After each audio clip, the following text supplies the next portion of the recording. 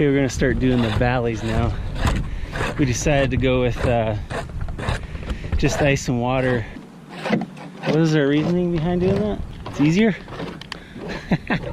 We're gonna put shingles down here to kind of like help with any punctures that might come through, but decided against that.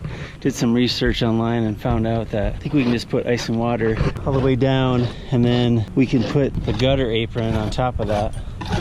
So that's what we're gonna do. All right, so we need to make sure that this valley is clean. This stuff is like 3 foot wide, so make sure it can adhere to the whole board all the way down. So I'm gonna remove these somehow. Oh, screw it, I'm just gonna take that out. Nail it in.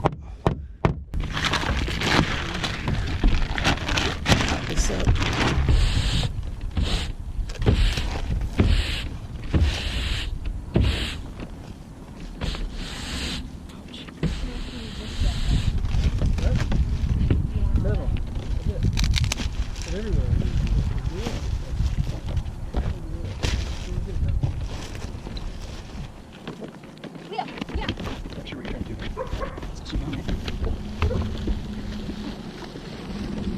Hey, pull it up a bit. Yeah, a little bit. More, right there. Has backing on each side, so to pull that off, we made sure to center it in here. And then after we pull this white stuff off, but you got to make sure that you don't get it stuck. So once it sticks, Let's flip it like over now. that, you're screwed.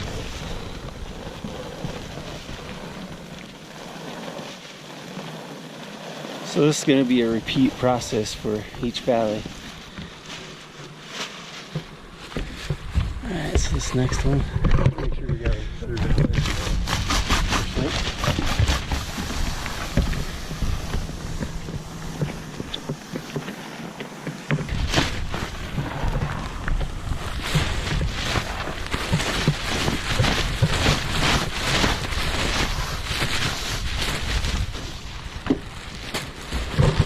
Voila.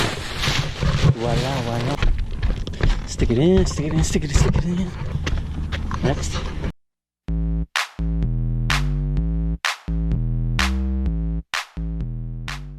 You ready?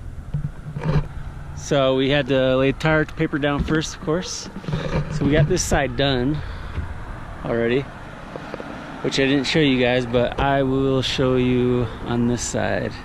So the idea is that you start from the bottom and then work your way to the top, just so as the water comes down, obviously you have like a cascading effect. The idea first is you pick the smallest roof.